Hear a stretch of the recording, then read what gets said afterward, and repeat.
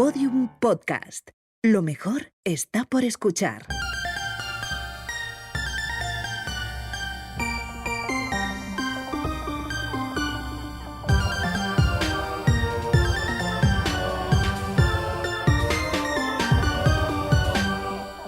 Hola, Ana. Hola, Carmen. ¿Qué tal? ¿Cómo estás? ¿Te imaginas que te digo divinamente?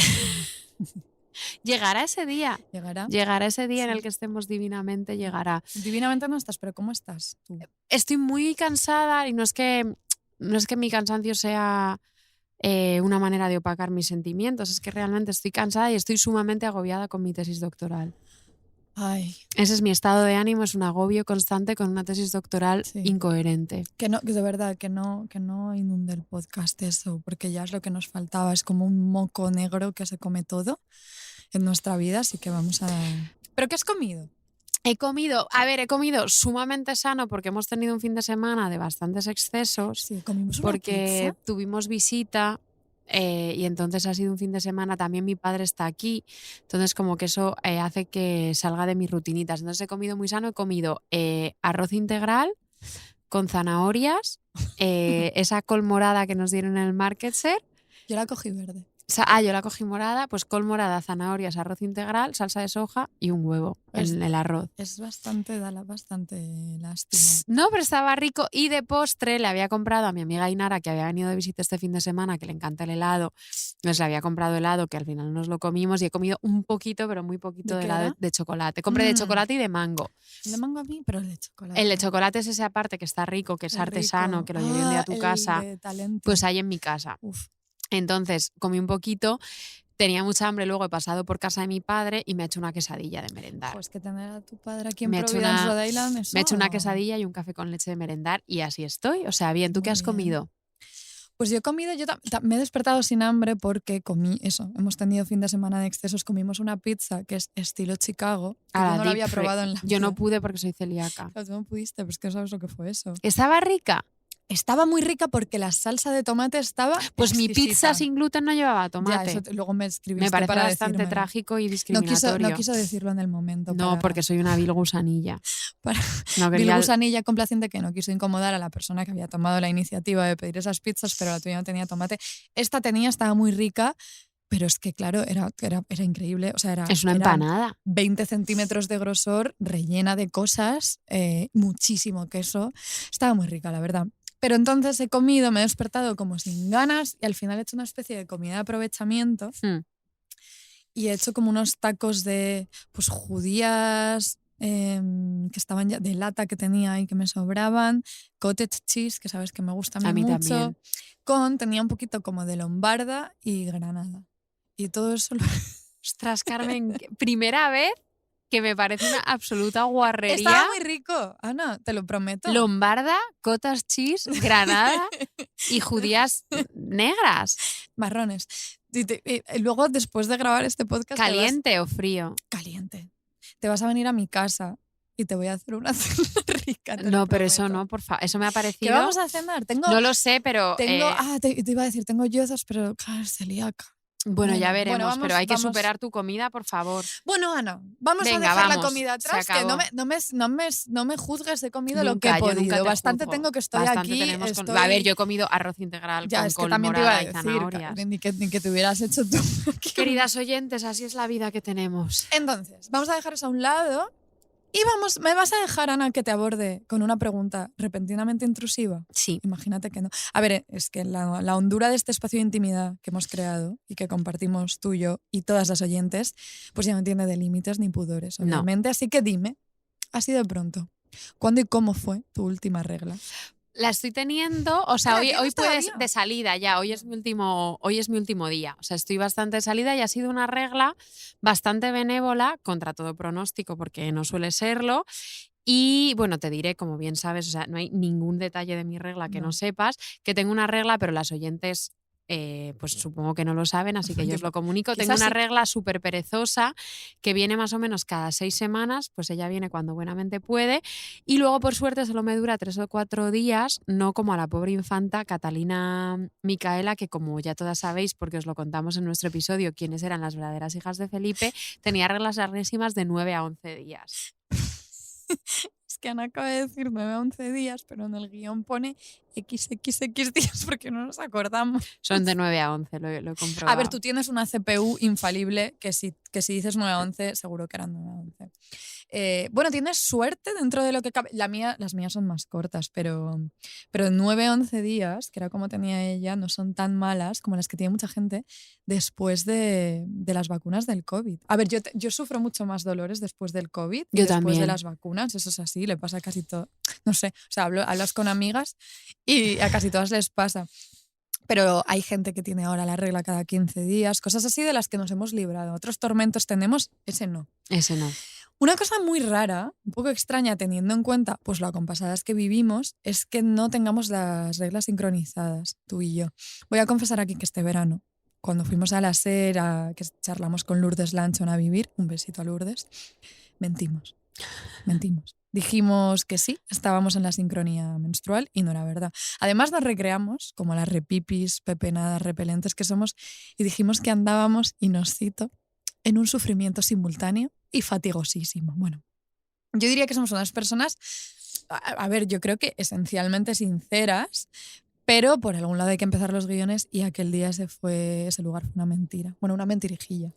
A ver, me da muchísima angustia cuando hablas así tan a la ligera de que mentimos, porque fue una mentira que solo surgió al calor de la performance y además la regla se nos ha sincronizado miles de millones de veces y se nos va a sincronizar tantísimas otras. Yo no recuerdo Sí, ha habido tantas, miles tía. de veces aquí que hemos tenido reglas sincronizadas, Carmen, por Dios, Bueno, muchísimas. pues que acabas de decir eso y eso quiere decir que aún tiene que venirnos la regla millones de veces y es que es pensarlo y me quedo lacia. Normal. Me marchito.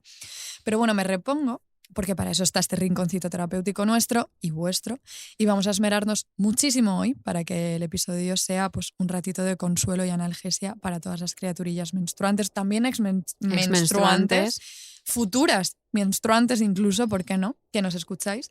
Pero las demás os quedáis también.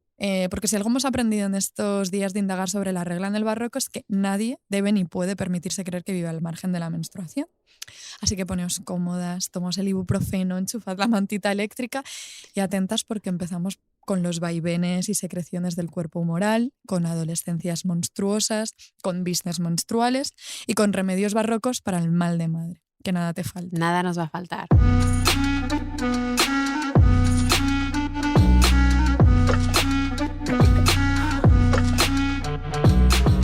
Las hijas de Felipe, con Ana Garriga y Carmen Urbita.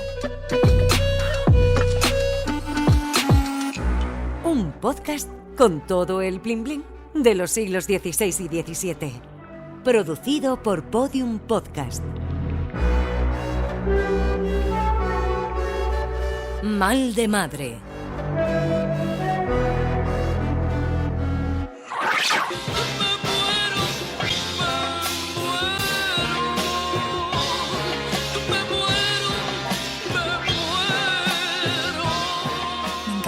Lolita de la Colina, ¿eh? O sea, poco la ponemos aquí para lo que me gusta.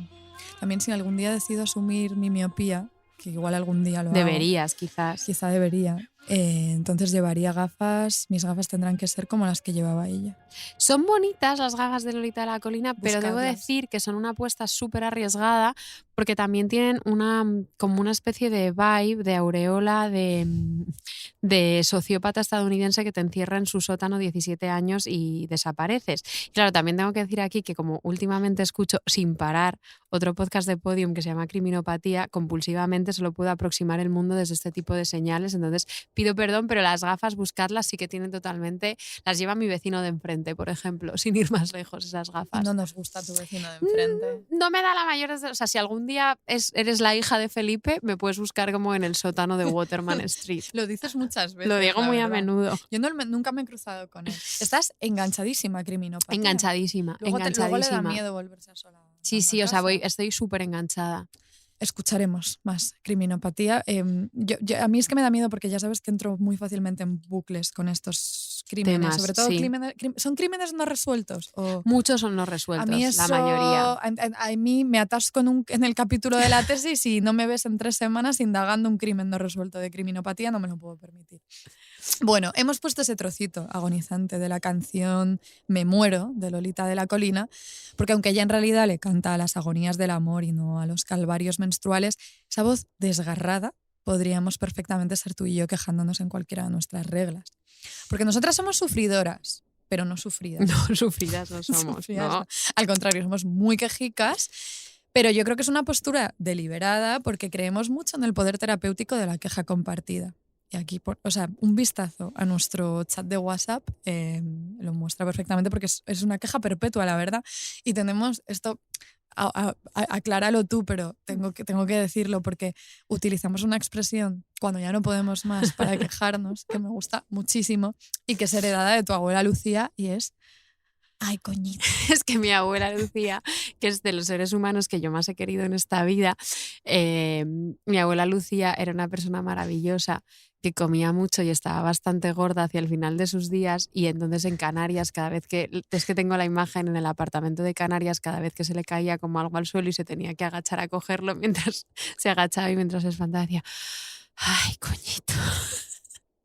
Y Carmen y yo lo decimos perpetuamente. Hay que subir la cuesta de Providence. Ay, coñito.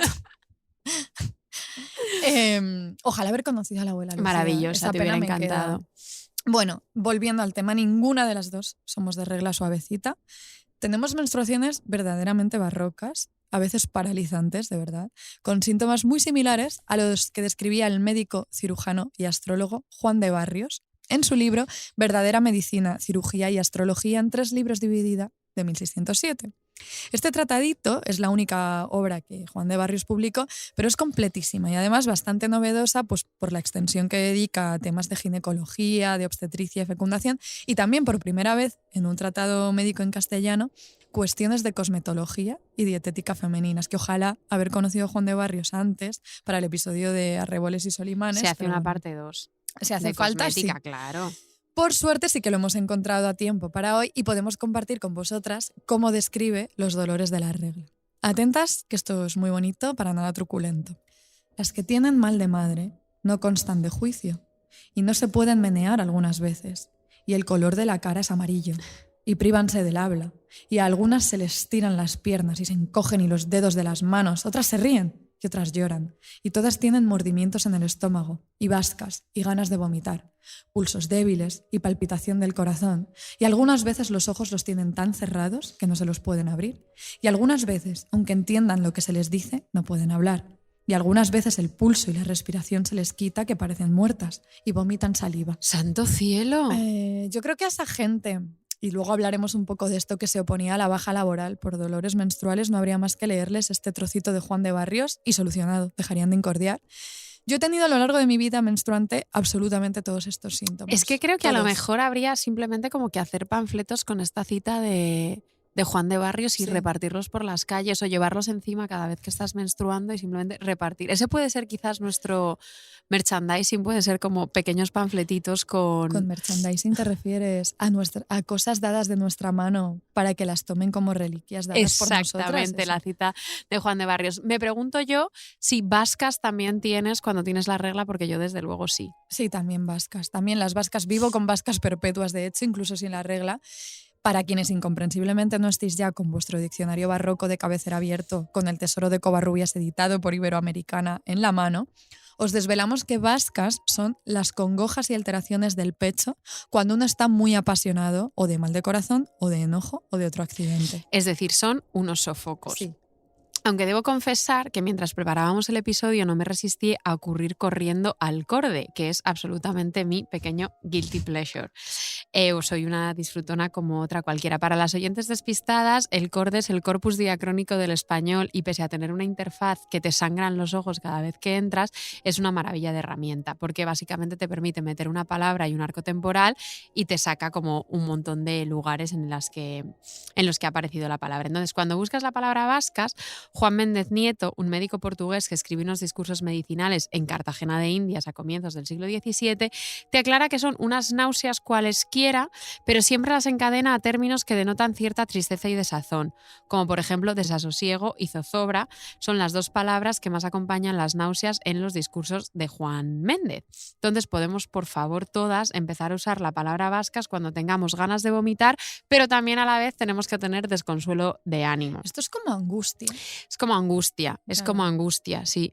Y bueno, ya que he invertido un buen rato en el corde, os digo que en el libro de las medicinas caseras que escribe Fray Blas de la Madre de Dios en Filipinas, él te aconseja que vómitos de flema o vascas, beber una cucharada de vinagre junto con zumo de limón para cortarlos. Bueno, pues está bien saberlo. A mí me gusta mucho el vinagre. A mí me encanta el la vinagre y el verdad. limón. Y también el limón. Tomamos siempre por la mañana un vasito de agua con limón. Y nos lo contamos, además. En fin, ¿cómo somos? O sea, nos pones el covarrubias y el corde delante y pues echamos la tarde. Ya totalmente. está. Pero no pasemos por alto algo importantísimo que decía el amigo Juan de Barrios, nuevo nombre barroco que añadir a vuestra lista, porque cuando he leído los síntomas que él describe de dolor, de mal de madre, se refiere a la regla como mal de madre. Y esto hay que aclararlo. Mal de madre puede que sea de los sintagmas más jugosos del español y ahora mismo lo vamos a aclarar. La verdad es que las personas que menstruamos nos pasamos la vida quejándonos de la regla. Todo el día hablamos de nuestros síntomas premenstruales, menstruales y posmenstruales como debe ser, pero esto, además de una manera de vencer nuestros desasosiegos y de crear comunidad, porque yo en todo momento sé en qué fase del ciclo menstrual están mi manojito de amigas más cercanas. Eso, ¿En cuál estoy yo? tú estás, o sea, tú ahora mismo, no, tú la tuviste la semana pasada. Sí. Claro, pues ya está. Si es que estoy súper al tanto, tú la tuviste la semana pasada, a Elena está a punto de venirle, o sea, es un control constante. Pero es que esto, aparte de eso, de una manera. Esto no es una controladora, os quiero Es y me broma, preocupo y os claro. presto atención y os escucho. Pero te encanta. Me encanta O sea, saber. te da mucho sosiego saber en qué momento de la fase menstrual está cada amiga. Me encanta saber.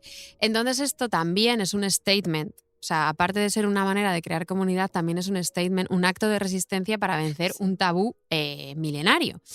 Carmen, ahora yo, si tú me dejas aquí en tu podcast, voy a citar la Biblia. No seré yo quien lo impida. Dale.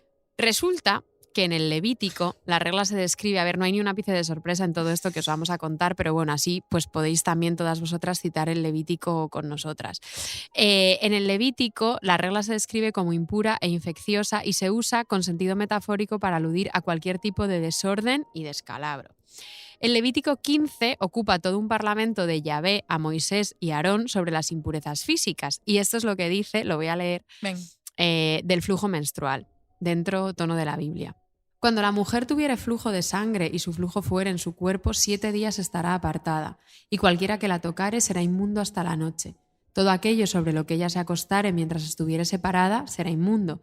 También todo aquello sobre lo que se sentare será inmundo. Y cualquiera que tocare su cama lavará sus vestidos y después de lavarse con agua será inmundo hasta la noche.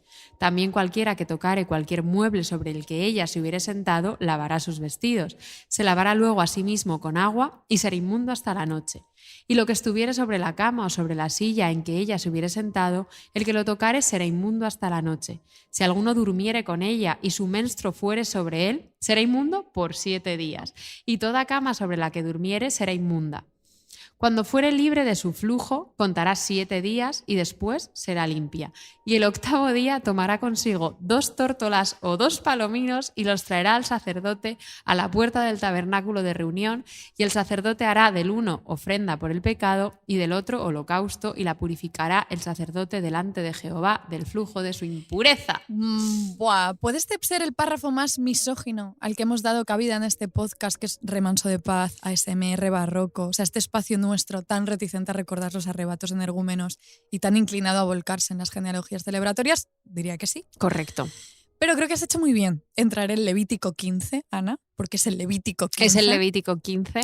Que ya lo podéis citar todas, porque además de inmundo y espectacular, es un párrafo al que se le ve bastante el plumero, porque todo sobre lo que ella se acuesta es inmundo, su cama es inmunda, su silla es inmunda, su ropa es inmunda, pero de la comida que cocina no dice nada. Eso calladito. Eso no es inmundo. Y el momento tórtolas o palominos, eso es espectacular. O sea, sobrevives 7 días de cólicos y hemorragias y te vas a cazar palomas.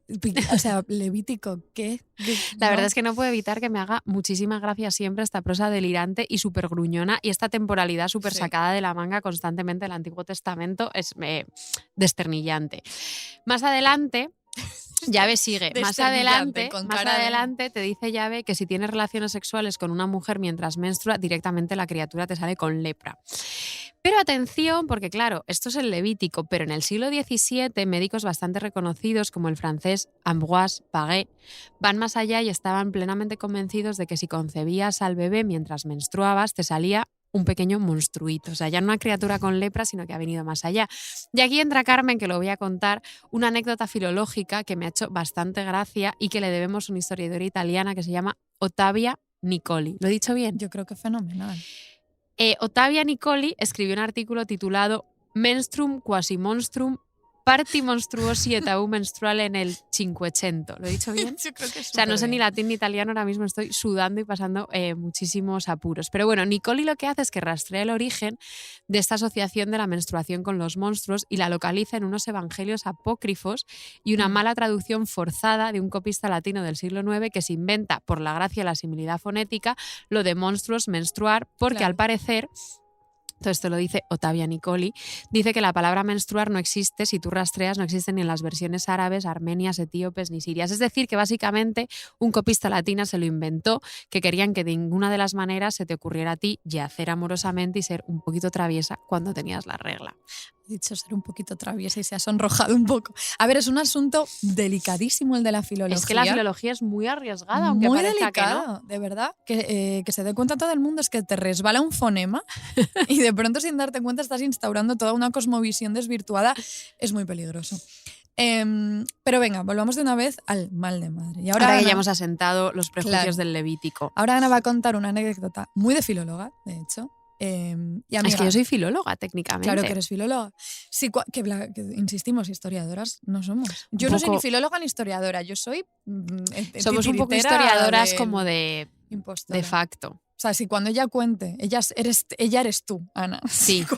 Si cuando Ana cuente ahora mismo esta anécdota, tú la reconoces, eso quiere decir que nos has leído o escuchado ya dando la turra con esto más allá del podcast y eso quiere decir que eres, o sea, eso es señal de que eres ardorosísima devota del podcast, síntoma de que nos sigues por todas partes. Ojalá pueda regalarte pues una gamuza, una cosita de nuestra mano para que la estimes como reliquia. Las gamuzas habrá que hacerlas porque han tenido Bueno. buenísima acogida. Queréis muchísimas gamuzas, lleváis todas gafas. Yo Hombre, me resisto, claro. yo no sé por qué me resisto. Pero la gamuza luego es muy útil más allá de las gafas. Puedes limpiar cualquier pantalla. Por favor, ayúdame a encontrar unas gafas. Las de Lolita de la Colina y de Mi vecino psicópata. Sí, claro. porque Pobre mi qué vecino que me psicópata. ayudó a subir el El sofá. y yo ahora aquí hablando mal de él.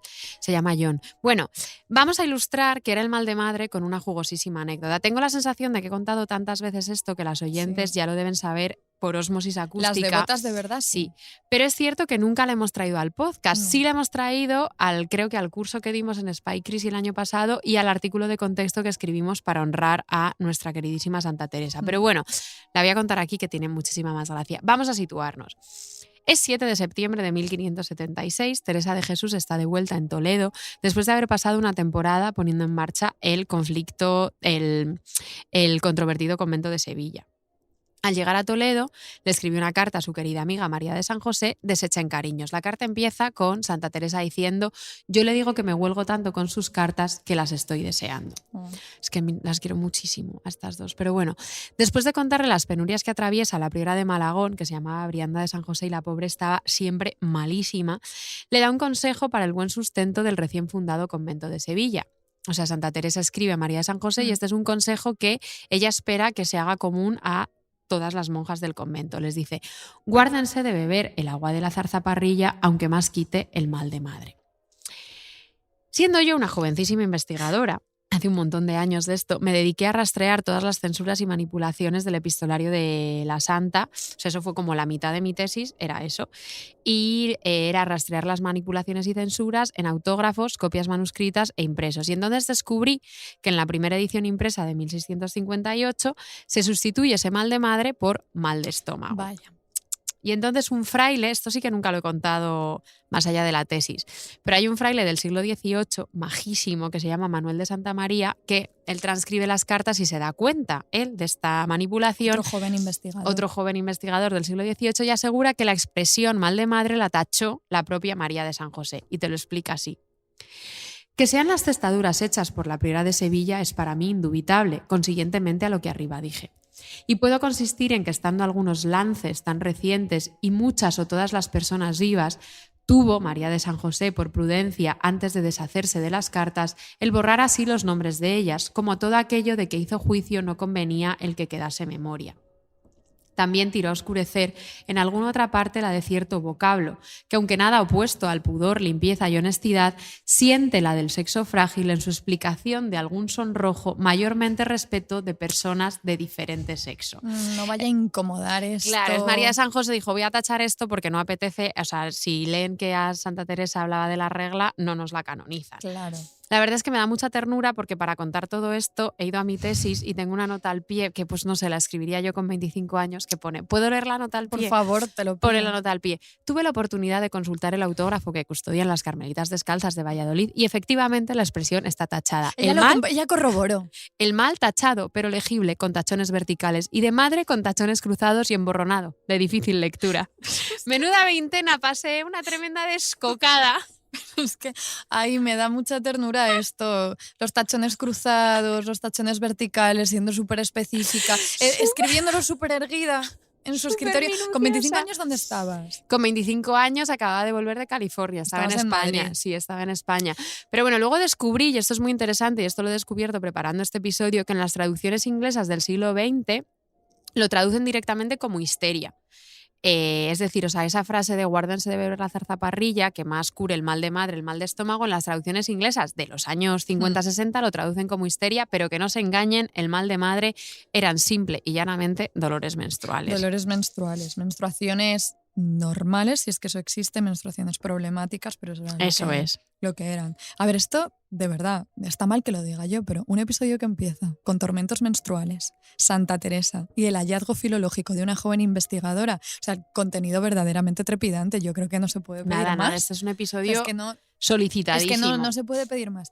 En realidad no es ninguna sorpresa que censuraran así los textos de la santa, ni que para referirse a los trastornos de la regla usaran la expresión mal de madre, porque sabemos todas que al discurso público, entonces como ahora, se le atragantaba bastante todo lo que tuviera que ver con los órganos reproductores femeninos.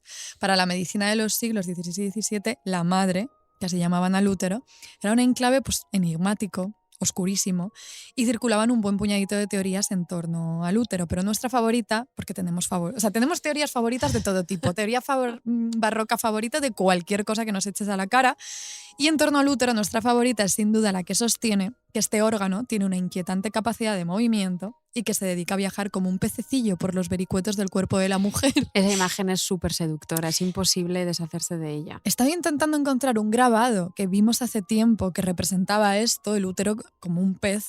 Es verdad, me acuerdo del grabado, no lo hemos encontrado. No lo he encontrado, pero de aquí a que salga el episodio lo encontramos seguro. A ver, algunos términos anatómicos para ciertas partes del útero estaban basados en la anatomía masculina. De esto yo creo que hemos hablado, es que ya me olvido de dónde hablamos de cada cosa. Del cuerpo humoral hablamos en general y del One Sex Model hemos hablado alguna vez. ¿Pero de eso hemos hablado en el podcast o en el curso de Spy Crisi? Porque no lo tengo claro. Pero bueno, recordemos. Recordemos. Este historiador de la ciencia de la medicina que se llama Thomas Laqueur, que hizo, él escribió un libro sobre el One Sex Model, esta idea de que el cuerpo de la mujer se concebía como una inversión del cuerpo masculino sostenida siempre en la idea de carencia. El cuerpo del hombre era el universal y el de la mujer era, pues eso, un manojito de carencias.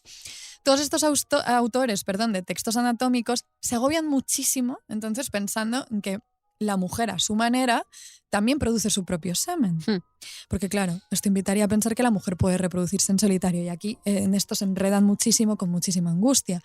Hay algo que lo sosiega un poco, y es que se dicen, como por ejemplo Francisco de Vallés, que aunque este semen, dice, tiene poderes, es de menos fuerza de lo que debiera para ser suficiente en la concepción, porque es semilla más fría que la del hombre. Ya está. Y ya estaría. Caso cerrado. Se acabó. Hay semen, pero está un poco frío, entonces... Sí. Hacía muchísimo que no decía la palabra semen. La estamos diciendo. En este episodio se está diciendo. Otra cosa que los consolaba muchísimo. Sigue, Carmen. Era pensar, bueno, no sé si los consolaba, pero algo que cuando pensaban en torno al... Es que me has distraído, Ana. El semen femenino. A ellos por un lado les preocupaba, pero por otro se recreaban muchísimo en escribir cómo este semen femenino se echaba a perder a menudo, si quedaba retenido en el útero, envenenándolo. Eso era lo peor que podía pasar, Claro. y les preocupaba muchísimo. Le preocupaba especialmente a un señor que se llamaba Francisco López de Villalobos, que escribe el Sumario de la Medicina con un tratado de las pestíferas bubas que publica en 1498 en verso. Y te dice, te voy a leer este pequeño poema sobre la acumulación de supuesto como semen en Esto el no lo hemos útero. pensado bien. Esto no. Lo sentimos mucho, queridas oyentes, pero de verdad que merece la pena. Dice, por cuanto el esperma y la sangre se tiene de dentro la madre y de aquesto proviene, luego al corazón y cerebro estos males, que así retenido el esperma y podrido, se torna en ponzoña y envía vapor, do el cerebro se encierra y se encoge en su nido, y del corazón el espíritu debido no sale hacia el cuerpo por este temor. Básicamente la teoría es que si eso se te acumula en el útero, se te nubla, te suben vapores muy oscuros y se te nubla la vista, el cerebro y todo, y eso es peligrosísimo. Un poco hicieras lo que hicieras, se te iba a nublar. Los humores te iban a nublar. Los humores un poco el siempre te cerebro. nublaban el cerebro y acabas siendo una melancólica empedernida. Claro, está quedando un episodio inmundo, ¿eh? O sea, un poco más inmundo que el Levítico. Pero bueno, así despotricaba el discurso médico contra los líquidos retenidos, estancados, y exactamente lo mismo que sucedía con el semen retenido pasaba con la menstruación. Los síntomas más agudos del mal de madre se daban precisamente cuando la sangre quedaba atrapada y retenida. O sea, no se menstruaba, sino que había ahí algún problema y no. Por tiempos, por lo que fuera, porque los conductos como que no fluía. Me El encanta cuerpo- porque Carmen y yo somos personas con nociones nulas de anatomía, entonces supuesto. estamos aquí como No, pero pisando huevos. Pero estas son nociones del barroco. sí, Ellos anatomía tenían- barroca y controlamos ellos bastante, pero de insistían ahora... muchísimo en la idea de los conductos. Luego hablaremos un poco más de esto, porque la idea de que los hombres menstruaban a su manera y podían menstruar las hemorroides, todo tiene que ver con sus obsesiones con... Básicamente el cuerpo moral estaba constantemente en flujo, en movimiento, y todo eso tenía que fluir de alguna manera y encontrar sus conductos de salida. Entonces, nada peor para el cuerpo moral y para los médicos obsesionados con el cuerpo moral que líquidos retenidos, que no fluyeran. A ver, esto es un poco verdad. Porque no me digas, yo creo que esto lo hemos hablado, bueno, seguramente. Los dolores más atroces de la regla, yo por lo menos yo los tengo justo antes de empezar a sangrar. O sea, cuando ya estoy sangrando... Es como una liberación. Es una liberación, todavía duele, es horrible, pero empieza a atenuarse un poquito el dolor. El justo antes... Claro, es que entonces, mira, el diccionario de autoridades te explica a ti lo que te pasa. Vale. Es ya del siglo XVIII, pero te lo explica. Define el madre-madre como el efecto que se causa de la sangre menstrual corrompida que elevándose a la cabeza toca en el sistema nervioso y causa diferentes accidentes de mucho cuidado. De mucho cuidado, Carmen. Así estás tú los días antes de que te... De mucho cuidado los accidentes en el cerebro. Claro, que derramó copiosísimas lágrimas dentro de la taxonomía lacrimógena, pues reglas de menstruación estancada. Lo del diccionario de autoridades, cerrando esta definición con accidentes de mucho cuidado, es de mis cosas favoritas de este episodio. Es maravilloso. La verdad. Pero que nadie se inquiete, porque ellos diagnosticaban los problemas, pero también te prescribían las soluciones. Os traemos muchísimas soluciones para la regla hoy, de todo tipo. De todo tipo, la verdad. No sé si habrá alguna que decida yo implementar, pero bueno, hay soluciones para todo este paraguas de viscosidad retenida. Sí, hay mucho inglés en este episodio, eso hay que decirlo. Hay mucha presencia inglesa, ya desvelaremos por qué. Pedimos perdón, sí. Peter Forrest escribió un tratado en latín, que no vamos a leer en latín porque, entre otras cosas, tú y yo no sabemos latín, somos unas impostoras. El día que leamos una cita en latín se acaba este podcast. Bueno, pues el título del tratado es De Mulierum Morbis. Y ahí habla del caso de una viuda de 44 años. Y nos ponemos en situación, voy a citarlo tal cual. Es un caso clínico. Una viuda, 44 años. En 1546 se la tomó por muerta y se me avisó. Él era médico. Era un caso de semilla retenida. Aquí hemos optado por no traducir como semen, sino por semilla. Por la urgencia del aprieto, se le dijo a la partera que viniera. Y vino y aplicó un ungüento en los genitales de la paciente, entrándolo con su dedo. Y así fue sin esperanza traída de vuelta a la vida. pues tal agitación y cosquilleo es recomendada por todos los doctores, particularmente para viudas y personas de abstinencia como las monjas, y no tanto para mujeres más jóvenes y sirvientas o las que tienen marido, que para ellas el mejor remedio es yacer con un hombre. Santo cielo, Peter Forrest, qué pervertido. He visto que era holandés, pero bueno, es que de más allá del ¿Era norte, holandés? creo que sí, más allá del norte de los Pirineos todo es lo mismo para nosotras. Menudo pervertido, ¿no? Sí. Os diré que Ana de San Bartolomé, la amanuense de Santa Teresa, tenía otros remedios mucho más castos, aunque también mucho más complicados, todo hay que decirlo. ¿Quieres que te los cuente? Sí, por favor. En 1620, Ana de San Bartolomé le escribe desde su convento de Amberes a la carmelita Ana de la Ascensión, que está en Londres, dentro de Inglaterra otra vez, y le dice: esto hago para enviarla unos parchecillos que creo que es todo lo más que tiene mal de madre. De ahí viene la desgana de comer. Si le hubieran puesto una ventosa al vientre cuando la sangraron, estuviera mejor. Y si tienen una pequeña escudilla, que sea redonda y que no esté el borde roto, caliente y úntela con una gota de aceite y un ajo, y verá cómo le hace provecho. Y si esta escudilla fuese de madera, sería mejor. Hágala hacer, que el hermano Jerónimo sabe a dónde se hacen, que ha de ser de roble, mas en tanto que la hacen, traiga este parchecillo, y no como a cosa de vinagre ni de queso cuando está así. Si yo la pudiera curar, estuviera mejor, que yo creo no la curan bien su flaqueza, que me da pena. Ahora esfuércese a comer y a alegrarse, que ese mal con la tristeza crece. Me encantan las carmelitas que siempre arriba los corazones. Sonrisa perpetua. Este mal de madre diré que también está tachado en la copia autógrafa, o sea, como Claro. ya han pasado bastantes, o sea, han pasado Aún así. 50 años desde el mal de madre originario de Santa Teresa, pero también está tachado. Pero bueno, en la próxima regla, personas menstruantes que nos escucháis, elegís Peter Forrest o Ana de San Bartolomé para el remedio que queráis hacer. Nosotras os vamos a querer igual. A ver, igual no. Porque, a ver, siempre os vamos a querer a todas muchísimo, pero siempre Ana de San Bartolomé, porque ya hemos sufrido suficiente mansplaining menstrual últimamente. Recordaréis todas, amigas, aquellos fatídicos días de mayo del año pasado, fue en mayo del año pasado, Sí. me parece que hace 20 siglos, 1000 siglos. en que se debatía la nueva ley del aborto y hubo un océano de hombres que inundó Twitter con sus opiniones absolutamente necesarias y pertinentes acerca de la baja de 3 días por menstruación que contempla la ley.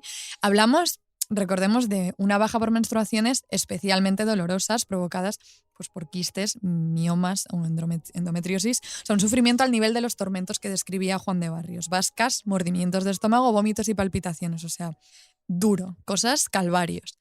Pues en aquel mansplaining menstrual bastante asombroso que invadió Twitter esos días, hubo comentarios verdaderamente delirantes sobre la regla, sobre su sintomatología y sus remedios. Y no vamos a leer ninguno. No, hombre, obviamente. faltaría. Solo faltaba. Pero sí, vamos a leer lo que decía un agustino del 17, que también sintió el impulso irremediable de lucubrar sobre la menstruación. En este caso sí, un poco por Agustino y sobre todo por Barroco, le vamos a dar voz. Claro, es que no hay ni un rinconcito de la misoginia sin su larguísima tradición, ¿eh? Es increíble, o sea, del Levítico al Agustino al Twitter de hoy. Pero bueno, como si fuera realmente un tuitero muy molesto, tomándose como una ofensa personal, que ahora puedas quedarte en tu casa cuando literalmente te desgarran de dolor los ovarios, Fray Agustín Farfán, que era médico de Felipe II y misionero agustino no menstruante, tenía el cuajo de decir en su Tratado Breve de Medicina de 1610 lo siguiente: es tan común el mal de madre que apenas ha nacido la mujer cuando dice que la ahoga la madre. Yo cierto no me espanto, porque les baja tan mal a todas la regla que no purgan 4 onzas de sangre. Y como es esta la causa más principal del mal de madre, todas las más lo padecen. ¡Es que es impresionante! Es que no sabemos menstruar. Les baja mal la regla. Ni 4 onzas purgas, Ana. Es que nunca me canso de esta cita, o sea, pero además cuando dice apenas ha nacido, cuando ya dice que la ahoga la madre. Enseguida, ya. Les baja tan mal a todas la regla, es que dice la frase porque les baja tan mal a todas la regla. Dice, yo cierto no me espanto. Que no purgan 4 onzas de sangre, es que no saben. Espérate que me ponga yo a menstruar. Espérate que me ponga yo a sangrar. Espectaculares.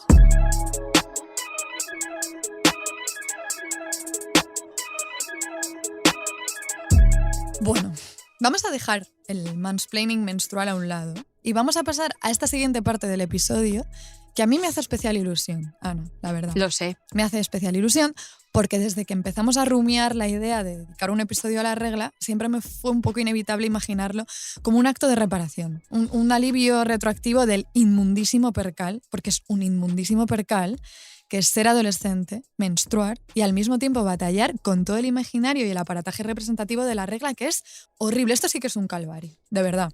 No se lo deseo ni a los tuiteros esos.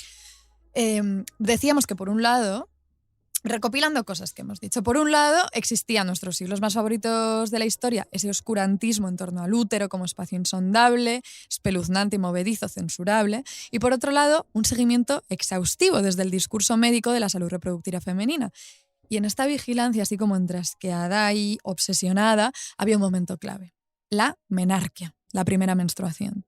Os acordaréis todas, como no, ya Ana, te has referido antes a ese episodio, el episodio que dedicamos a las verdaderas hijas de Felipe y en el que hablábamos de la obsesión de Felipe II por monitorizar la salud reproductiva de sus hijas y la inquietud súper palpable que sentía ante la menarquia tardía de Isabel Clara Eugenia, la favorita que luego descubrimos que no era la favorita.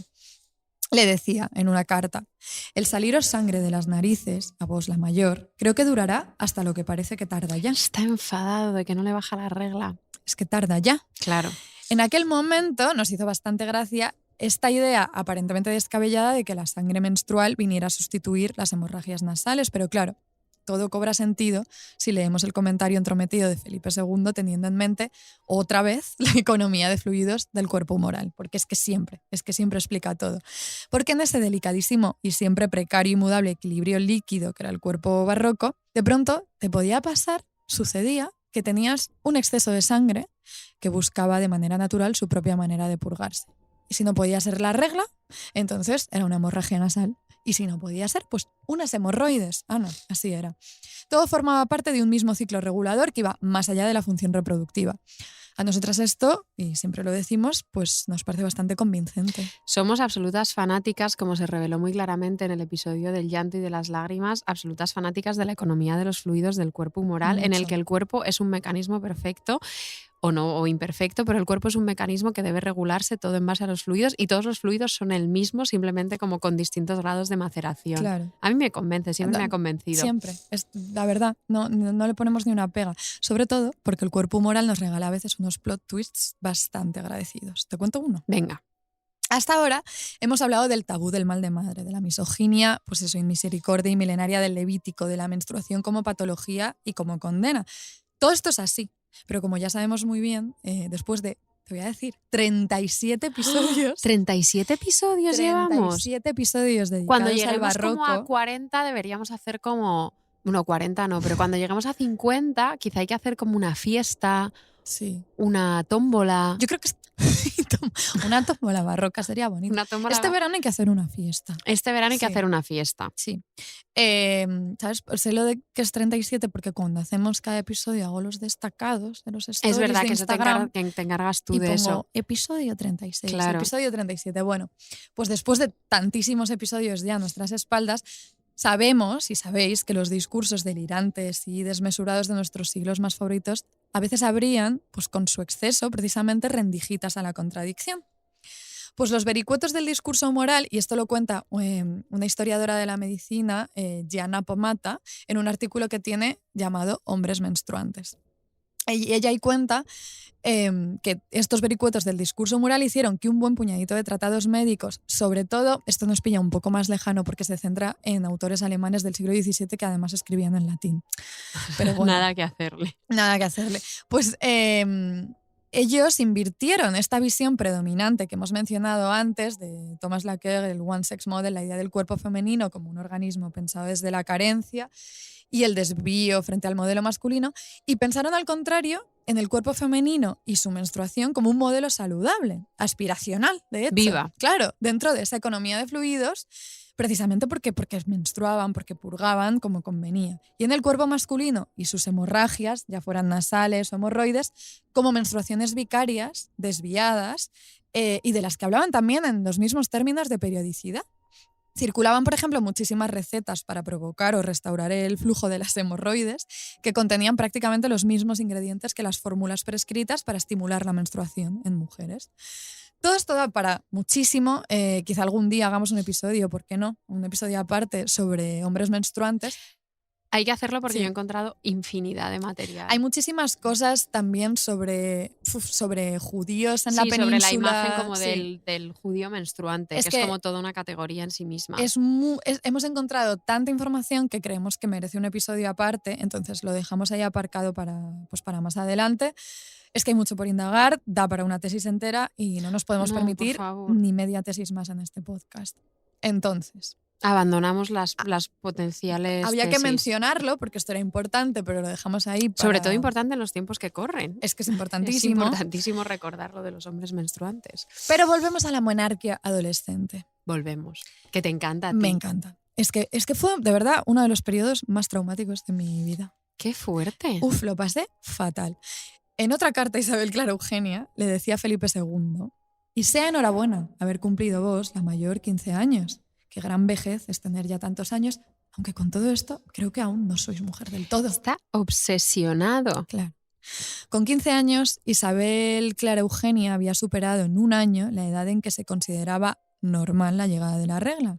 Y Felipe II empieza a inquietarse porque, además de ser un asunto crucial pues, por cuestiones reproductivas y dinásticas que todas podemos imaginar, una menarquía tardía significaba eso, una retención, ya sabemos, venenosa, problemática pues, de un excedente sanguíneo, y se creía que las adolescentes que superaban los 14 años sin menstruar caían en la enfermedad de la clorosis o enfermedad verde, como la llamaban en Inglaterra, y adquirían una palidez verdosa, bueno, así como la mía, exactamente. No tienes Te lo palidez juro. verdosa. Te lo juro, las dos somos súper pálidas, pero tú tienes una palidez de tono como más humano. Lo mío es muy verdoso, Ana. Claro, muy es que clorosis, de verdad. No tienes clorosis. Hay que pensar, claro, que es que todo esto lo reiteramos mucho, pero es muy importante porque esta acumulación de sangre venenosa y esta subida de vapores que nublaba el cerebro se traducía directamente en una melancolía, y eso era lo peor que te podía pasar. Claro. O sea, ser Felipe II y tener una hija con achaques melancólicos era No. directamente que el reino se podía ir al garete. No, eso no se podía permitir. ¿Con cuántos años te vino a tirar regla? Bueno, como si no lo supiera. Pero A mí la cuéntanoslo. regla me vino el 11 de septiembre del 2002, es decir, que tenía 13 años. Estaba súper al límite y yo me recuerdo ligeramente preocupada porque a mis amigas del colegio ya les había venido a todas con 12. ¿Quieres saber qué llevaba puesto Por favor. el día que...? Yo me acuerdo mucho de la ropa, como tú bien ¿Sí? sabes. Entonces me acuerdo muy bien que llevaba puestos unos pantalones anchos de Benetton muy caídos y una camiseta de Bart Simpson haciendo surf, y que estaba viendo dibujos animados de Asterix y Obelix con mi prima Sara, que por aquel entonces tenía 4 años, en Salamanca, y luego nos íbamos a las ferias y yo no dije nada, o sea, yo me fui a las ferias sin decir nada hasta que ya llegué por la noche y se lo comuniqué a mi madrina y a sus hijas, porque estaba ahí con ellas. ¿A ti? ¿Cómo te pega muchísimo quedarte callada y rumiar durante horas la información primera regla? O sea, es que eres tú. Siempre. Pero además no era como que no era ni siquiera desde una experiencia traumática, sino desde la cercioración. En plan, ¿será esto seguro la regla? Es que Voy tú a eres muy esperar. de dejar las cosas. Muchas veces tenemos que mandar emails, tomar decisiones, hacer cosas, y la frase clave de Ana es: vamos a dejarlo reposar. Yo dejo reposar. Yo soy más... Bueno, depende para qué, la verdad. vamos a callarnos. Pero sí. Pero tú eres en general en estas cosas prudentísima. Las sopesas los pasos antes de actuar. Hemos hecho un poco el paripé de preguntarnos por las primeras reglas la una de la otra como si no lo supiésemos ya de memoria, pero todo por la performance. Hay 3 coincidencias bastante insólitas en nuestras vidas. Esto es así. Poco lo decimos, yo creo, para Lo lo decimos fuerte que bastante, es. Ocarmen. Yo creo que no tanto. Yo creo Venga, que pues dilo otra vez lo vamos más. a decir, porque no creo que esto es algo que hemos contado, pues por ahí sí que lo contamos a las amigas o encuentros o en alguna entrevista, pero yo creo que no se ha dicho en este podcast. La primera coincidencia bastante impactante es que de entre todos los caminos de la vida, las dos hemos terminado haciendo un doctorado sobre siglos XVI y XVII en Providence, Rhode Island. No es poca cosa. No es para nada poca cosa. Pero después la cosa ya es más grave, porque nuestros padres no nos bautizaron al nacer a ninguna de las dos, decidieron no hacerlo. Ya dijimos en aquella entrevista del País semanal, dijimos que nuestros padres eran muy, ¿cómo dijimos? ¿Progres? No dijimos progres, dijimos muy de izquierdas y muy ateos. Que esto es una cosa que mi abuela la tiene torturada. Pero efectivamente mis padres y los tuyos decidieron no bautizarnos, y sin embargo a las 2, con 9 años, sentimos la llamada de la comunión, y para poder hacerla obligamos a nuestros padres ateos a bautizarnos. Esa es la segunda. Y la tercera coincidencia es que las dos nos vino la regla un 11 de septiembre. ¿Pero del mismo año o a ti te vino más tarde? A ti te vino el 11 de septiembre. Esto es fortísimo. Esto es fortísimo. Me vino el 11 de septiembre, a ti te vino el 11 de septiembre de 2002 con 13 y a mí el 11 de septiembre de 2003 Con 14. bueno, me faltaba un mes para cumplir 14. Si yo Estabas estaba ahí en la al edad. límite. La mía era la edad de la menarquia. Yo Siempre me vas acuerdo. al límite, ¿verdad? Con Siempre, todo. yo con todo. Yo vaya, en el último momento, de milagro.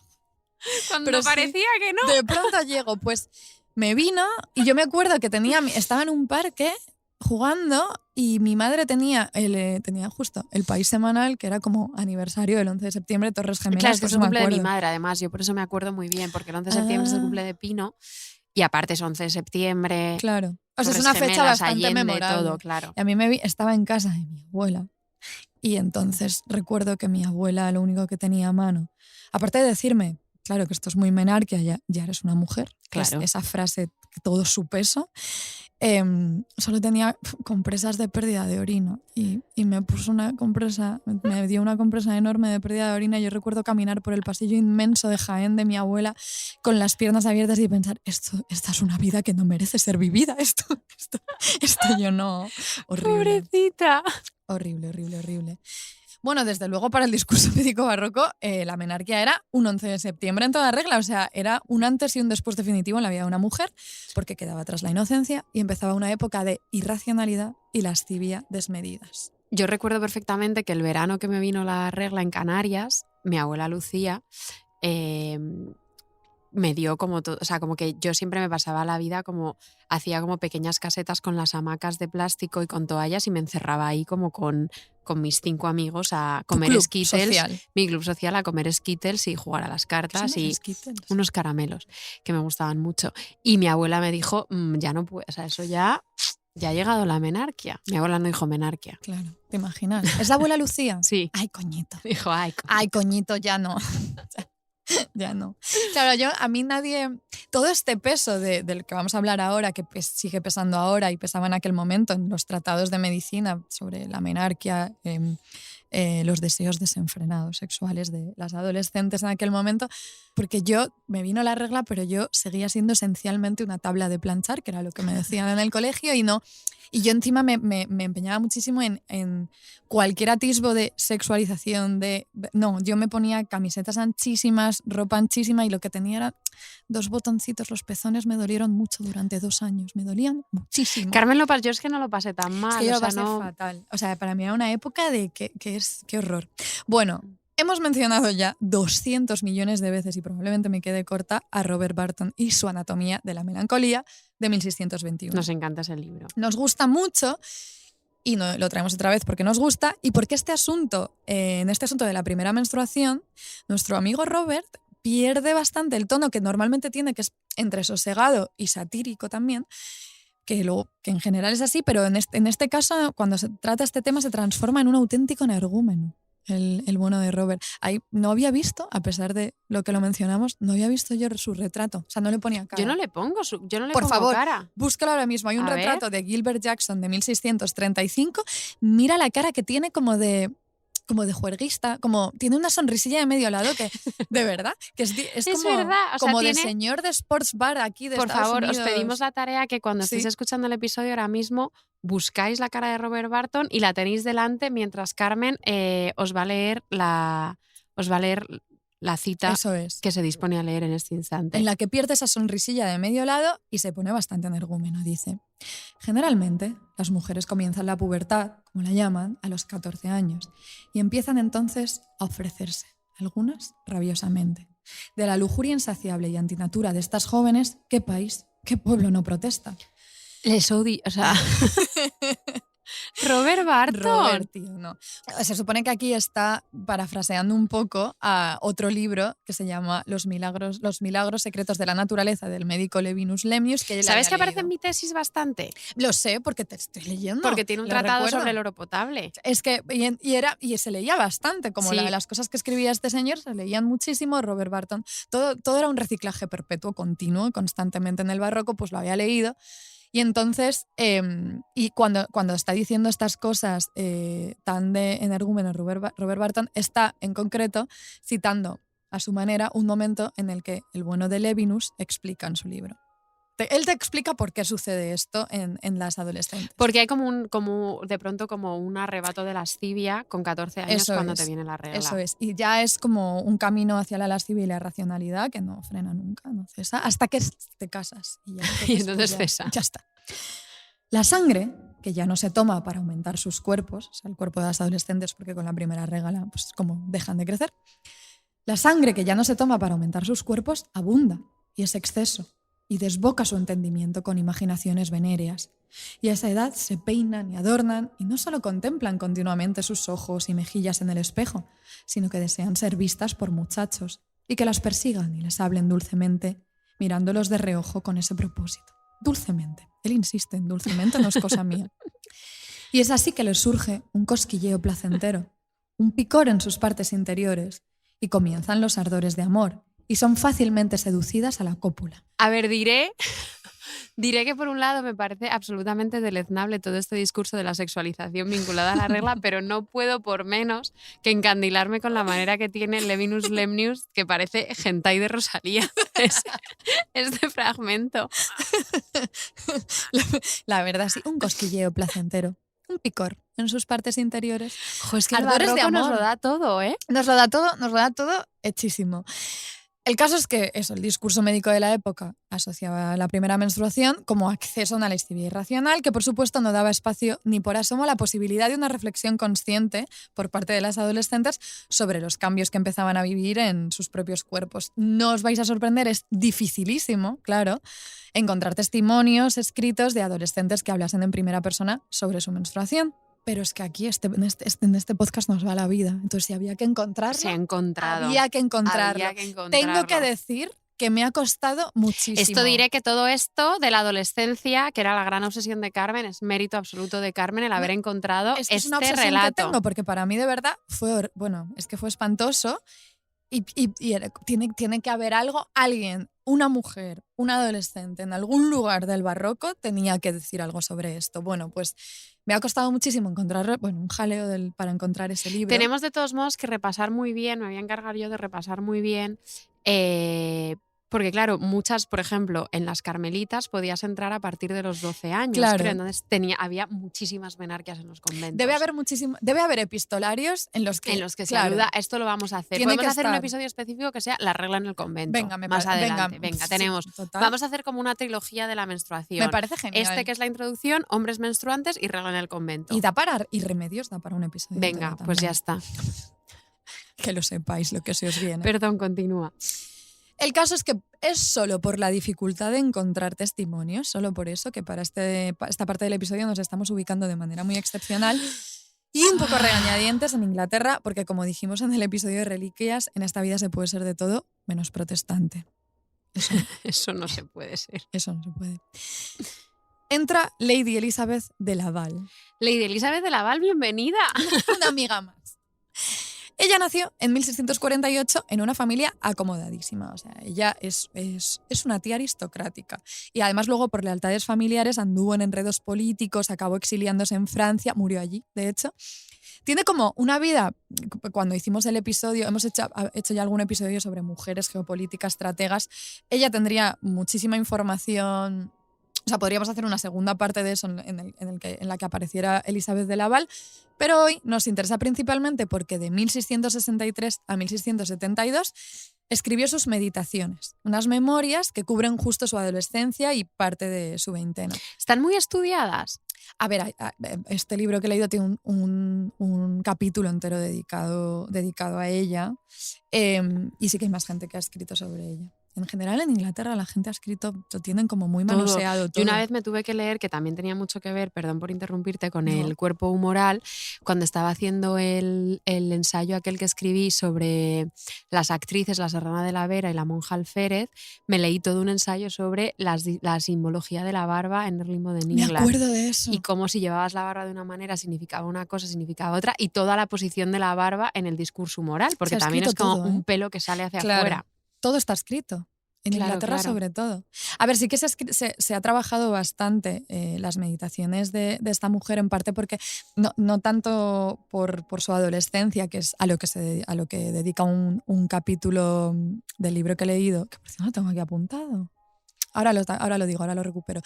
Pero sí que se la ha leído mucho, se la ha estudiado mucho por todas sus reflexiones en torno a, por un lado, sus tejemanejes políticos, pero también por su matrimonio infeliz y lo que suponía pues, ser una mujer joven, que de la Mal aristocracia, casada. que la debían, o sea, hablando en primera persona de todo lo que suponía pues los matrimonios pues eso, iba a decir de aquel momento, en fin. La cuestión, vale, cubre en la parte que nos interesa hoy, es que ella habla en primera persona en su adolescencia y parte de su veintena. Pues eso es una suerte de diario, un poco a la manera de la autobiografía de nuestra queridísima María de San José. La Agustina Recoleta, ¿no? Es La Agustina, otra. pero sin tanta gracia y sin grandísima repugnancia, pero sí con muchísimo sosiego y muy juiciosa. Ella es muy juiciosa. Eso nos encanta. Te juro que estaba leyéndolo y pensaba tanto en ti. Pero yo no soy tan juiciosa. No eres, pero tienes el anhelo de... El anhelo sí. El anhelo de buscar en las rutinitas el sosiego y el control, lo tienes. Y esto era algo que tenía Elizabeth súper acuciado. Para empezar, ella es muy consciente del discurso médico, esto en su adolescencia, es muy consciente del discurso médico en torno a la lascivia de la pubertad femenina y en parte, pero solo en parte, ahora veremos, ella lo asume. Ella dice, esta adolescente, Elizabeth de Laval, tiernísima ella, dice, aunque el amor virtuoso en el corazón de una virgen no es ningún crimen, este nuevo invitado que ha invadido el mío, encuentro por experiencia que es infinitamente peligroso. Pues esta pasión, una vez admitida, crece con tanta desmesura que pronto desvanece cualquier otro pensamiento. ¿Qué razón tiene? ¿Te imaginas Elizabeth? que hay algún adolescente ahora mismo escribiendo un diario así? Me encantaría. Esta desmesura. A ver, ella decía antes que Elizabeth asume el discurso médico filtrado pues, a través de manuales de conducta femenina, a través de la educación de su tía, como que tenía una tía bastante estricta que la educó de manera, como siguiendo muy férreamente estos tratados, estos manuales de conducta femenina, pero solo en parte. Porque ante estos vaivenes humorales y su despertar sexual, ella contradice directamente la idea de irracionalidad y empieza a establecer una rutina súper rigurosa para controlar su propio cuerpo y mantenerlo equilibrado y en el sosiego. Menuda reina. Increíble, ¿eh? Eso es una cosa muy nosotras. Súper nosotras. Entonces, en su diario ella lo registra todo minuciosamente. Habría muchísimos ejemplos, pero bueno, lo que ella hace es que al final la menarquia y la pubertad quedan retratadas como un espacio de autoconocimiento y de dominio corporal, y eso es bastante guay, yo creo, porque son mecanismos desde la represión, sí, porque ella todo el rato se está reprimiendo, pero al mismo tiempo son reglas autoimpuestas que además ella las textualiza. Es increíble, ¿eh? Es bastante increíble. Es verdad, porque hay una cosa que hay que saber es que ella escribe en su adolescencia, pero luego en la veintena ella edita un poco esos textos. Entonces queda un poco la duda de ¿realmente hacía esto en la adolescencia o es como algo... Ella creo echa que en esa cualquier mirada caso al es igual pasado. interesante. Es muy Me leí interesante. para preparar este episodio un artículo de una mujer a la que recurrimos muy a menudo, que es una profesora estadounidense de aquí, que se llama Lisa Bollendorf, que trataba como de probar cómo la categoría de mujer era aplicable para analizar textos de los siglos XVI y XVII, porque precisamente había un montón de sujetos femeninos que en la escritura volcaban su subjetividad siendo muy conscientes y utilizando en su propio beneficio, pues eso, desde el autocontrol como búsqueda de sosiego, pues fenómenos como la menstruación, el embarazo, la menopausia. O sea, como que era una subjetividad filtrada a través de todos esos hechos físicos, que es lo que está haciendo esta criatura. Es exactamente lo que está haciendo. Por cierto, que el libro, o sea, donde está el capítulo sobre Elizabeth, se llama La menstruación y el cuerpo femenino en la Inglaterra temprano moderna, de Sarah Reed. Sarah Reed. Eso, que no lo había apuntado aquí. Bueno, y una de las cosas, uno de los mecanismos que ella tiene para controlar ese cuerpo desarretado completamente en la pubertad es el control de la comida. Ujú. Ella tiene una obsesión. Ella está obsesionada con que el equilibrio humoral no descarrile y por eso escribe muchísimo sobre qué come y qué debe prohibirse y sus tentaciones alimenticias. Por ejemplo, habla mucho sobre la tentación y los peligros de comer demasiada fruta, porque se pensaba que la fruta enfriaba y humedecía en exceso el cuerpo. Ella dice, me ha sucedido sentarme a comer, una acción inocente y necesaria, y el demonio ha venido inadvertidamente a trastrocar mi comida en pecado, que demasiadas veces que he tenido el placer del sabor en más estima que la preservación de mi salud y he cosechado los miserables frutos de esa locura muy poco después. O sea, que ella lo había experimentado, o sea, que a lo mejor Sí. ella era consciente que un día había comido como fruta de más Claro. y había sentido, como decía Levinus Lemnius, ciertos cosquilleos. Cierto es que Ciertos cosquilleos. te comes un melocotón y luego...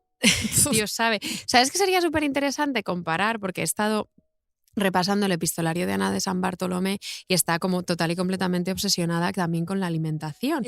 Y con una alimentación muy asociada a trastornos melancólicos y Claro. males de madre. Entonces sería súper interesante ver si comían la lo mismo, dieta, ¿no? Como si la dieta coincidía. si la dieta coincidía Yo quiero o no. pensar que en general sí, porque todo esto, o sea, esto de qué alimentos templaban más el cuerpo, lo enfriaban, lo secaban, lo humedecían, como que son, que al final eran bastante... Discursos generalizados. Yo creo que sí, siento que sí, pero habría que compararlo. Bueno, al parecer, Elizabeth se daba atracones de vez en cuando. O sea, ella escribe sobre sus ataques, que también es una cosa súper adolescente. Mm. Y escribir Es sobre curiosísimo eso, es muy esto. curioso. Porque ella se daba atracones de vez en cuando y esto la torturaba. No porque fuera a engordar y esto le fuera a impedir ajustarse a ningún canon de belleza femenina, porque no era esa la preocupación del momento para ella, sino porque ceder al apetito era efectivamente una muestra de descontrol irracional, de lascivia. Entonces ella tenía que controlar eso. Esto es tremendo. Luego habla mucho sobre... No le venía la regla a los 14, tardó en venirle y la querían casar. Entonces una cosa que hacía su padre para que no le diera, porque decían que tenía la green sickness, la enfermedad verde, la clorosis que tengo yo, Como tú. perpetua. Entonces una cosa que el padre hacía era obligarla a subir y bajar escaleras corriendo. Oye, qué A ver, horror. Sí. Y esto todo escribe ella sobre eso. Es bastante increíble. Es curiosísimo el nivel de obsesión de los padres del barroco con las reglas de sus hijas. Claro. A ver, curiosísimo y comprensible, Claro. pero que está muy documentado. Muy, muy documentado. Y nosotras, pues lo hemos traído. Ella habla también mucho, pero ya en otro episodio yo creo que hablaremos de eso porque estamos planeando algún episodio que tenga que ver con esto de el sueño, patrones de sueño y demás. Muchísimo sobre eso, porque es una adolescente con muchísimas ganas de dormir, pero también tiene esta idea de que es dejarse llevar, es lascivia, es lujuria. Claro, como nosotras. Entonces escribe poemas ella, sonetos sobre el desperdicio del tiempo y el desarreglo del cuerpo cuando duerme demasiado. Era De totalmente verdad. nosotras, Elizabeth de Laval. Era nosotras, pero bueno, en fin. Si el lenguaje médico en torno a la menarquia orbitaba en torno pues eso, al despertar sexual animalizado, monstruoso y lascivo, el lenguaje de Elizabeth de Laval se centra eso, en el sosiego y el control de habitar un cuerpo en tránsito, pero cómo poder controlarlo hasta cierto punto. Entonces, Conclusión, abrimos debate. I couldn't help but wonder aquí. ¿Cuál sería ahora el discurso en torno a la menstruación adolescente y cómo están las adolescentes de hoy subvirtiéndolo? Claro, empecé. Esto es TikTok, esto es abrir TikTok. Claro. Pues resulta, a ver, yo creo, no sé si estás de acuerdo con esto, pero yo creo que, a ver, está esta idea de la menstruación monstruosa, este error filológico del que tú hablabas, eso sigue pesando, sigue siendo una cosa monstruosa. Pero yo creo como que ahora el discurso generalizado en publicidad, en educación sexual, incluso, que yo jamás tuve una clase de educación sexual, pero ahora supongo que las hay. El discurso que hay ahí en torno a la menstruación, incluso cuando ya sí que se la visibiliza y no se censura, que todavía se sigue censurando en muchos lugares, pero incluso cuando no, todo se centra en narrativas de felicidad, de limpieza, de control también, pero de mucha limpieza. Sí, pero como de salubridad. Salubridad. O sea, todo, ¿a qué huelen las nubes? Pues todo, o sea, obviamente en la publicidad no ves la sangre, ves líquidos azules como de lejía, extrañísimos. Entonces yo me metí en ese bucle de buscar cosas adolescentes. Ya lo sabía yo. Yo me metí. Fíjate de que de TikTok, no, porque tú sabes, bueno, tengo que decirlo, me he borrado TikTok. Haces bien. No, Yo he me logrado lo he borrado. controlarlo. Yo no lo logré y dije, mira, me lo borro. Entonces me he decantado por el universo YouTube. Ajá. Y en YouTube, esto es increíble, a mí me parece increíble, he encontrado, bueno, hay un challenge que es el challenge del batido. Agarraos. El challenge del batido no tiene que ver con la menstruación, es solo una pequeña parte de chicas, pues lo han derivado de ahí. Pero el challenge del batido consiste en que se hacen batidos de, por ejemplo, solo un color o cosas rarísimas, como vamos a mezclar todo en este batido y vamos a grabarnos bebiéndolo mientras nos hacemos preguntas. Pues hay una tendencia una subtendencia, que son adolescentes, chicas, que hacen el challenge del batido hablando sobre su menstruación, haciéndose preguntas sobre su regla, y mientras van haciendo un batido con alimentos únicamente rojos que recuerden a la sangre. Nos llevan siglos de adelanto. Es tremendo. Y de verdad, he visto unos vídeos que, claro, al final son unas estrategias bastante subversivas. Yo creo que juegan precisamente con el humor y con todo lo contrario. Y con una apropiación del cuerpo. Muchísima apropiación del cuerpo, y también van en contra totalmente de esas fantasías, esas narrativas de limpieza y de...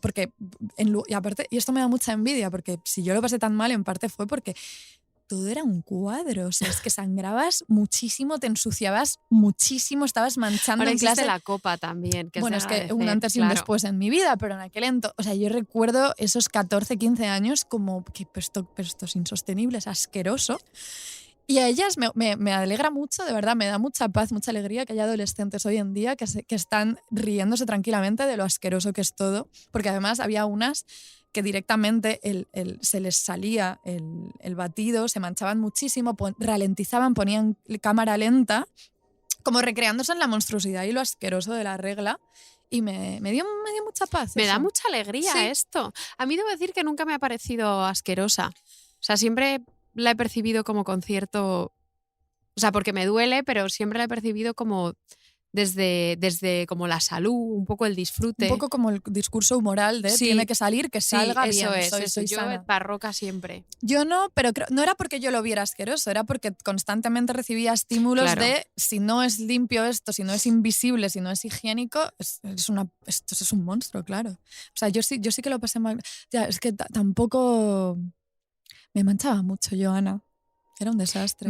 Benditas adolescentes de ahora. Si hay algún adolescente, que no creo, pero ojalá sí, escuchándonos, sí, por favor, y nos quiere hacer partícipe de sus narrativas de la regla en el año 2023, nos encantará escuchar el relato de cualquier persona menstruante que nos la quiera comunicar.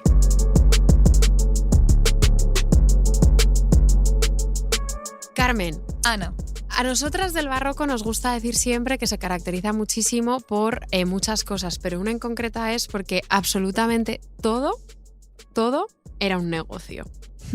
Nada en el barroco no era un negocio. Entonces, con la regla, como con absolutamente todo lo demás, igual que puede trazarse una larga tradición de prejuicios misóginos, también es bastante fácil encontrar genealogías de resistencia, como la de las adolescentes de los batidos de YouTube, rinconcitos celebratorios desde los que se lograron subvertir los tabús y transformar el flujo menstruante en negocios súper rentables de manera metafórica y de manera no tan metafórica, o sea, en dinero contante y sonante, o también en la excusa perfecta, por ejemplo, para intentar evitar torturas inquisitoriales.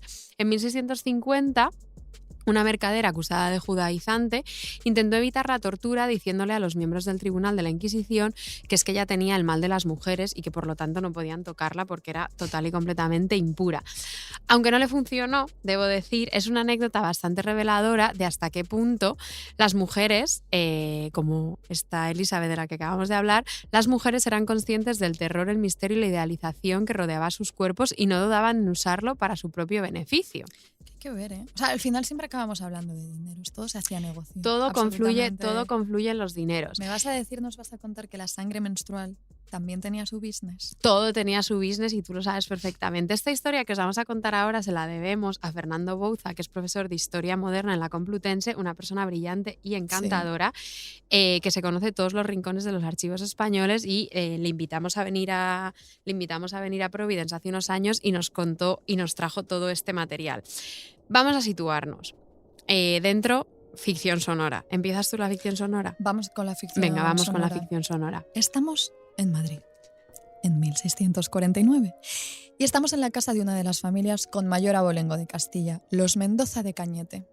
tiene lugar un pleito por unos asuntillos de sucesión y mayorazgo que no nos interesan demasiado, excepto por la inquietante presencia de sangre menstrual en algunos de los testimonios. Aún así os vamos a dar todos los datos porque sabemos que sois súper curiosas y no vamos a escatimar. Se trata de unas indagaciones sobre un falso parto o parto fingido realizadas en Madrid entre 1649 y 1650 en el marco de un pleito seguido por José Carrillo de Mendoza contra Juan de Silva Botello y Fonseca, viudo de Aldonza Hurtado de Mendoza, como padre de Juan Botello de Silva y Mendoza, bautizado en la iglesia de San Sebastián.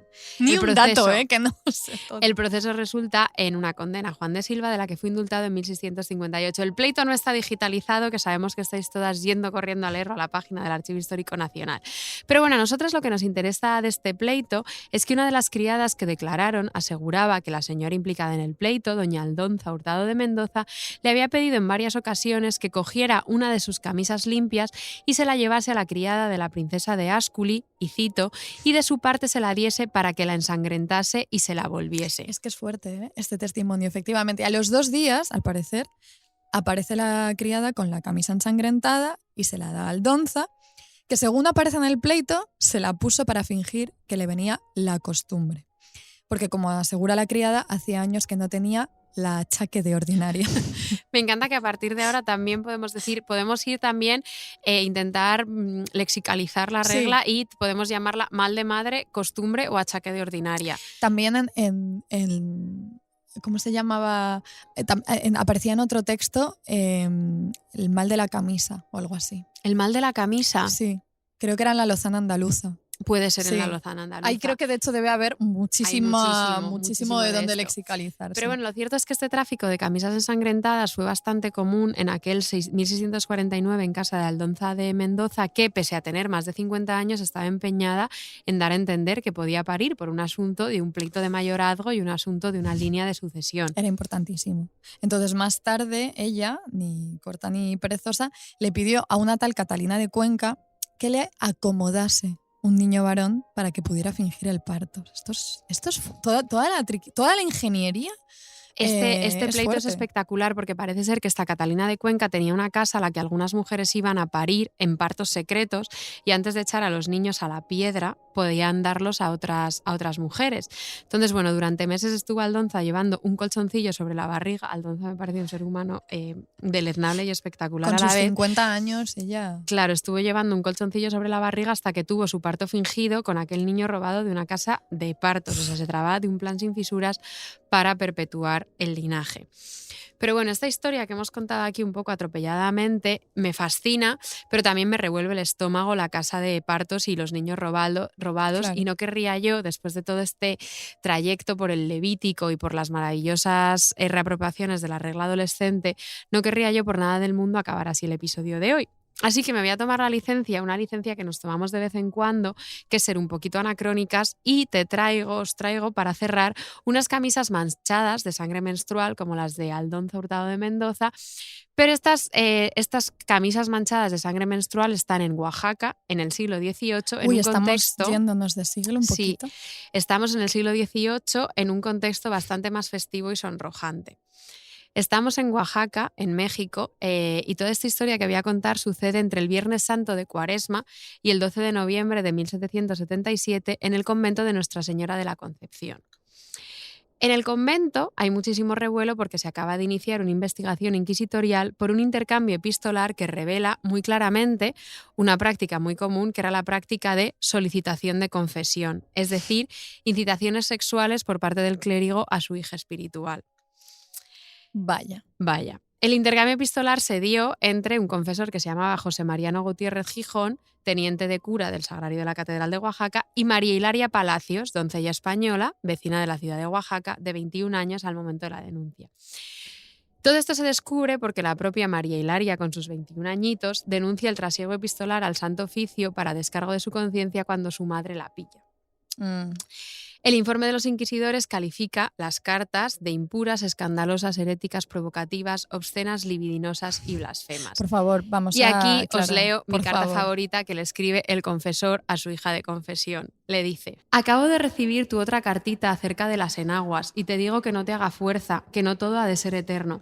A mí no me cuadraban por lo poco durable, pero por lo demás no pueden estar mejores, y así mi alma, no te aflijas y te suplico que hasta que no tengas unas bonitas hebillas no te las pongas, y que las medias que te pusieres con las enaguas han de ser a mi gusto. Mi alma, recibí la sangre, la que te estimé mucho, y luego la guardé, después de verla por ser cosa tuya, sin más intención ni malicia alguna, y así ni tantito es cosa de escrúpulo. Eres mi hija, nanita, y señora y mi dueño. Allá te mandaré yo la mía, Ay, mi no. sangre. No te me apures, que no me olvido de que me pediste y te prometí. No, por favor, no.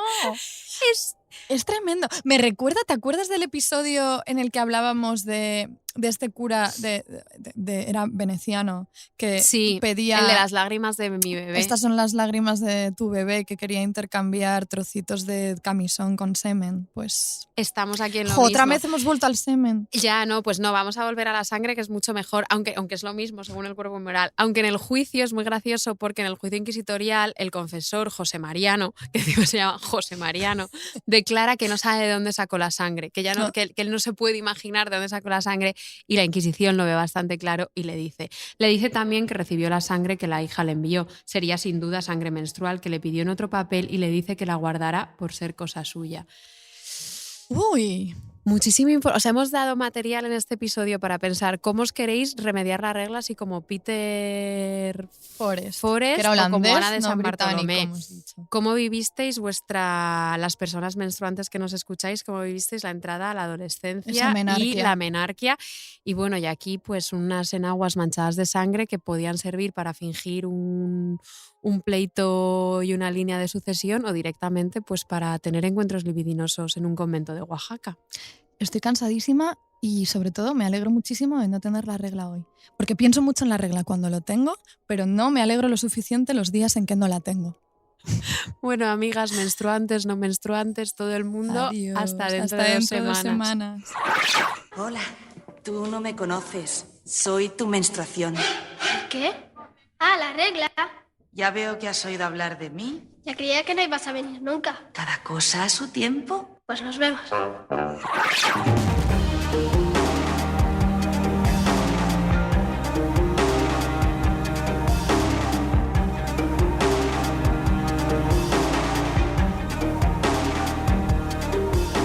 Las hijas de Felipe es un podcast de Podium, escrito y narrado por Ana Garriga y Carmen Urbita.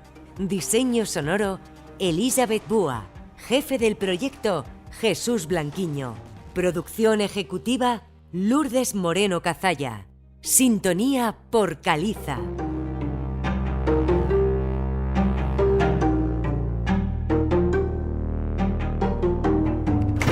Escucha todos los episodios en Podium Podcast y todos los agregadores de audio.